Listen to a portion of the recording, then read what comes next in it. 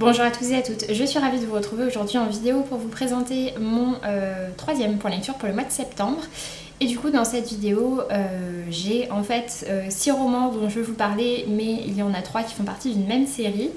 Du coup dans cette vidéo je vous parlerai tout d'abord du Cœur battant de nos mères par Brit Bennett. Ensuite je vous parlerai de ma lecture numérique des Beaux Brins, du roman Les Beaux Brins ténébreux cachent toujours quelque chose par Sophie Duquesne. Ensuite, je vous parlerai de ma lecture de Janet par Michel Fitoussi. Et enfin, je terminerai donc avec ma lecture de la saga La peau des rêves par Charlotte Bousquet, puisqu'en fait j'avais lu le tome 1 début 2017 et que j'ai enchaîné récemment les tomes 2, 3 et 4. Du coup, je vais démarrer tout de suite avec Le Cœur battant de nos mères par Brit Bennett. Il s'agit donc d'un roman qui était paru en grand format aux éditions Autrement et qui est sorti ensuite en poche assez récemment aux éditions J'ai lu. C'est un roman que j'ai lu en début de semaine parce que en début de semaine dernière au moment où je vous filme la vidéo parce qu'en fait je savais que Brit Bennett serait au Festival America le week-end suivant et voilà, je voulais lire le roman avant d'aller la rencontrer. J'avais entendu beaucoup de bien du roman et du coup voilà, je voulais me faire mon propre avis avant d'aller la voir et également d'aller écouter ses conférences. C'est un roman, comme je disais, oui, vraiment que j'ai beaucoup aimé. Il fait 380 pages. Il faut un petit peu de temps pour rentrer dedans parce que la narration est assez particulière, mais ensuite vraiment j'ai trouvé l'histoire hyper intéressante. Pour ce qui est de l'histoire, en fait, on va suivre 3 jeunes dans une petite ville au bord de la mer. Je sais plus exactement où est-ce que ça se passe, mais c'est aux États-Unis et un endroit un petit peu perdu. Et en fait, voilà, c'est un endroit où il y a une très forte communauté noire religieuse.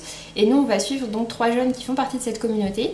Il y a un garçon qui s'appelle Luc, qui est le fils du pasteur, et également 2 jeunes filles.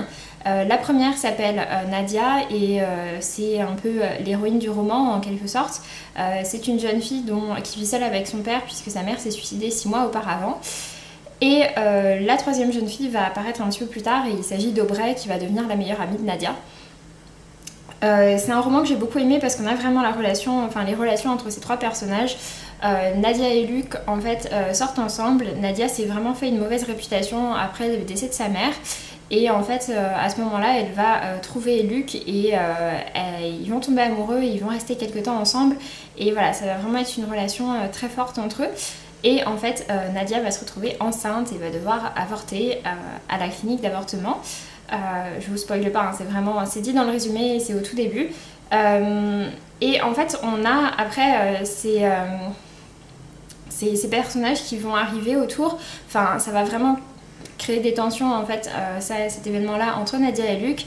Nadia du coup va connaître Aubrey, va devenir très fortement amie avec elle et ensuite Nadia va vraiment avoir une sensation de fuite de cette communauté qu'elle trouve elle étouffante, alors qu'à l'inverse on a le personnage d'Aubrey qui elle vit dans la communauté et se sent en sécurité dans la communauté et va y rester et du coup va avoir ensuite une liaison avec Luc.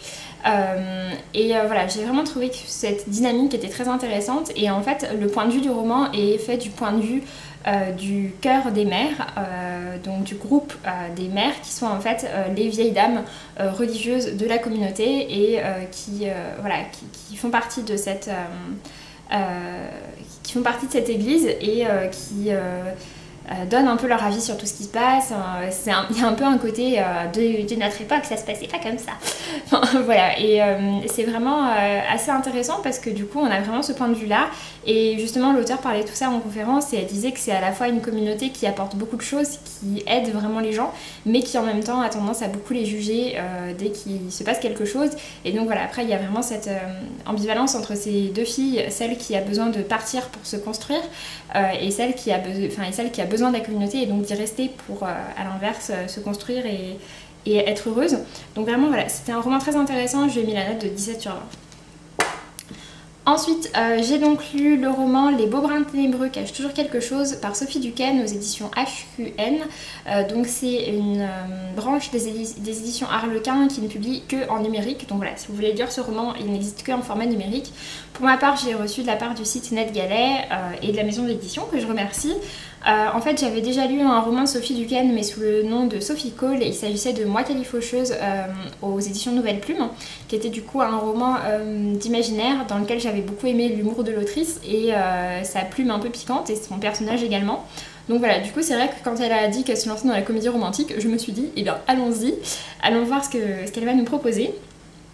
En fait, du coup, dans ce roman, on suit notre héroïne qui s'appelle Jamie, qui est une jeune femme célibataire qui désespère un peu de trouver l'homme parfait. Elle bave un peu sur son voisin de bureau et elle est également entourée de son groupe, de ses 3 meilleurs amis, de sa petite sœur et à côté de ça, elle a des parents qui vivent, qui partent régulièrement dans des camps naturistes et qui ont tendance à raconter tous leurs ébats sexuels à leurs filles, ce qui ne lui plaît pas beaucoup. Et en fait, nous, on va voir ce groupe d'amis qui vont décider de partir en vacances pour la première fois toutes les 4 ensemble, sauf que bon, elles vont devoir se retrouver à emmener également la petite sœur. Donc elles partent toutes les 5 ensemble dans le sud de la France. Et en fait, ce qui va se passer, c'est qu'il y a un cheval qui va arriver dans leur jardin et elles vont du coup vouloir rendre ce cheval et vont faire la connaissance de d'autres personnages. J'ai trouvé que c'était un roman qui vraiment, enfin voilà, ça se lit tout seul, ça c'est sûr. C'est globalement très drôle, il y a beaucoup de situations cocasses. J'aime bien également l'humour de l'autrice, enfin voilà, il y a vraiment beaucoup de choses que j'ai bien aimées. Après, je trouve que les personnages sont un peu caricaturaux quand même, je pense que voilà, l'auteur joue un peu là-dessus, mais j'ai trouvé que c'était parfois un peu trop, dans le sens où il y a la super belle copine qui a plein d'amants, il y a la mère de famille un peu dépassée, il y a la petite sœur qui est hyper gaffeuse, et puis il y a la 4e meilleure amie qui pour moi vraiment voilà, c'est là le gros point noir du roman et ça m'embête parce que ça me partage vraiment mon avis, c'est-à-dire que sinon je trouve que c'est une petite comédie romantique qui est plutôt sympathique, avec laquelle vraiment j'ai passé un bon moment, mais il y a le traitement de ce personnage-là qui s'appelle Ludo. Et vraiment, enfin voilà, c'est des choses qui ne passent pas avec moi, à savoir qu'en fait, on nous décrit le personnage de Ludo comme étant une ancienne sportive qui a pris du poids et qui du coup maintenant fait 85 kg pour 1m60 et quelques, enfin voilà, donc en gros, voilà, oui, elle est en surpoids, elle est grosse, mais pendant tout le roman, en fait, à chaque fois qu'on nous parle d'elle, quasiment, on nous dit qu'elle est grosse, que les hommes ne veulent pas d'elle parce qu'elle est grosse, qu'elle passe son temps à manger, enfin voilà, en fait, on nous la décrit que par ça, et vraiment, c'est quelque chose qui m'a beaucoup dérangée, qui m'a agacée, parce que vraiment, à chaque fois qu'on nous parle d'elle, en gros, c'est pour nous parler de ça, à part peut-être un ou deux moments où on nous dit que quand même c'est une bonne copine, qu'elle est assez drôle et tout ça, mais sinon, vraiment, on passe notre temps l'auteur passe son temps à nous décrire ce personnage-là comme étant un personnage en surpoids, qui mange trop, enfin voilà. Vraiment, ça m'a beaucoup dérangée. Et c'est vrai que ça partage vraiment mon avis, parce que s'il n'y avait pas ce point-là, qui certes n'est pas au centre de l'histoire, mais quand même, et bien sinon en dehors de ça, c'est vraiment un roman que j'ai bien aimé. C'est pas la romance du siècle, il y a quelques petits clichés, tout ça, mais voilà, c'est une petite romance qui passe toute seule, qui est très sympa, mais vraiment ce point-là m'a dérangée. Et du coup, j'ai un peu de mal à noter ce roman. Je crois que sur Livre Addict, je lui ai mis la note de 16/20 parce que globalement, j'ai quand même passé un très bon moment. Mais voilà, la note aurait pu être vraiment plus haute pour une comédie romantique s'il n'y avait pas eu ce point-là. Ensuite, j'ai donc lu Janet par Michel Fitoussi aux éditions J.C. Lattès, que j'ai reçu de la part de la maison d'édition, que je remercie grandement. C'est un roman en fait dans lequel on va suivre l'histoire de Janet Flanner, qui était une journaliste américaine qui a vécu de nombreuses années en France et qui est devenue en fait la correspondante à Paris pour le New Yorker. Voilà, qui du coup est devenue une très grande journaliste de son époque, et en plus de ça dans un milieu qui était en grande partie masculin.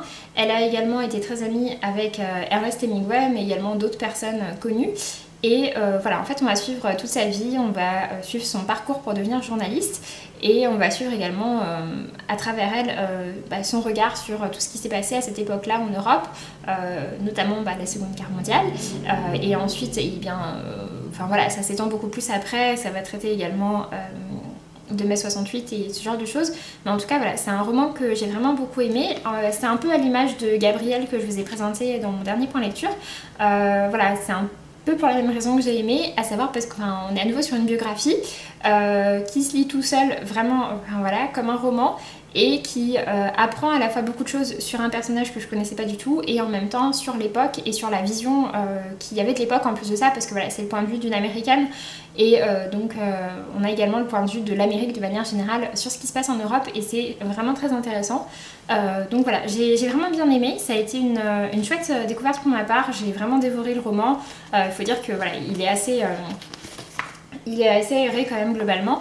Et voilà, ça a vraiment été une très chouette découverte. Si c'est un univers qui vous intéresse, je vous invite à le découvrir. Et du coup, j'ai mis la note de 17 sur 20. Ensuite, pour terminer, j'ai donc lu la suite de la série La peau des rêves par Charlotte Bousquet.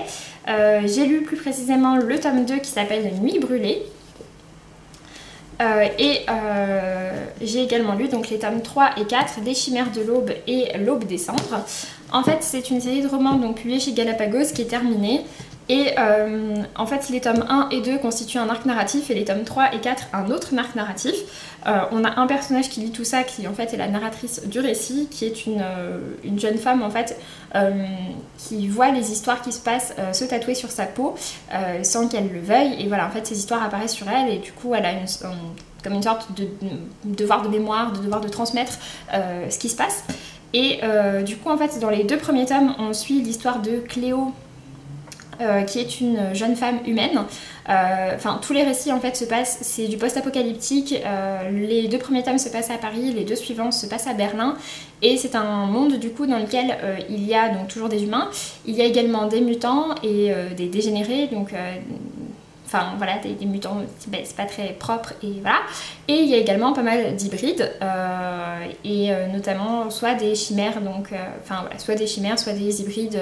Il y a également une sirène, enfin voilà, ce genre d'hybridation c'est quand même assez vaste et en fait clairement toutes ces espèces ne s'aiment pas et les romans, les deux premiers tomes et les 2 autres nous décrivent en fait des histoires qui vont traiter d'amitié et d'amour entre les différents peuples.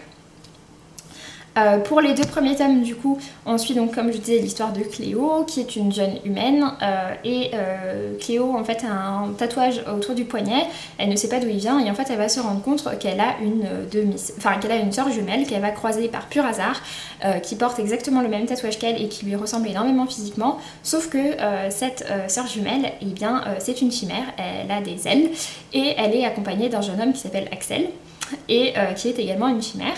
Et donc voilà, en fait, elle va se retrouver face à eux et va devoir un peu choisir entre son clan et le clan des chimères et faire un peu également la part entre tous les mensonges qu'on a pu lui faire sur sa naissance, sur ses parents, etc. Donc voilà, pour les 2 premiers tomes, j'avais bien aimé, ils sont particulièrement sombres. Et pour les 2 autres, en fait, du coup, on suit une autre histoire. On suit l'histoire d'Anya, qui est une jeune sirène à Berlin. Et en fait, Anya va sauver un jeune homme de la noyade. Et elle va ensuite décider de retourner voir ce jeune homme parce que un de ses amis, qui est une chimère également, a été enlevé et emprisonné. Et du coup, voilà, elle décide d'aller le voir pour lui dire hey, dis donc, je t'ai sauvé la vie, en échange, libère mon ami. En gros, c'est l'idée. Sauf qu'Anya, en fait, va se retrouver sous l'emprise d'un jeune homme et qui s'appelle Rain et qui est un humain et voilà, en fait après pareil il va se passer pas mal de choses. C'est un tome qui est assez sombre également, surtout le tome 3 par rapport justement à l'emprise qu'a le personnage de Rain sur le personnage d'Anna. On est vraiment sur de la manipulation d'une personne et sur un comportement très pervers, donc voilà, je tiens à prévenir parce que du coup c'est une série qui est souvent classée en adolescent, mais je trouve que c'est un peu limite, en tout cas voilà, il faut que ce soit des grands adolescents parce que notamment ces thèmes là. Et pareil, je crois qu'à la fin du tome 1, si je dis pas de bêtises, il y avait une scène de viol, je me souviens plus, je crois qu'elle n'était pas explicitement décrite, mais on nous faisait quand même clairement comprendre que la jeune fille n'avait pas envie. Donc voilà.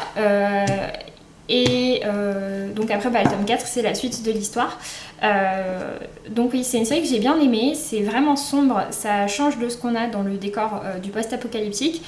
C'est intéressant par rapport aux hybridations. C'est également ponctué de très nombreuses références, notamment littéraires et également musicales pour les tomes 3 et 4. Et j'ai trouvé ça vraiment très chouette. Du coup, c'est très nourri de ce côté-là.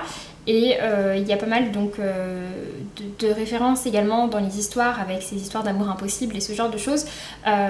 Donc vraiment, voilà, ça a été une bonne découverte pour ma part. Je vous recommande la série si ça vous tente. Pour ma part, j'ai tout trouvé en occasion et à des prix pas très élevés, donc voilà, je pense que c'est une série que vous pouvez facilement trouver d'occasion. Sur ce, j'en ai donc fini avec ce point lecture, j'espère que ça vous aura plu. N'hésitez pas à me dire si je vous ai donné envie de découvrir certains de ces romans ou si vous en avez déjà lu certains. Et puis pour ma part, je vous laisse et je vous dis à très bientôt. Salut!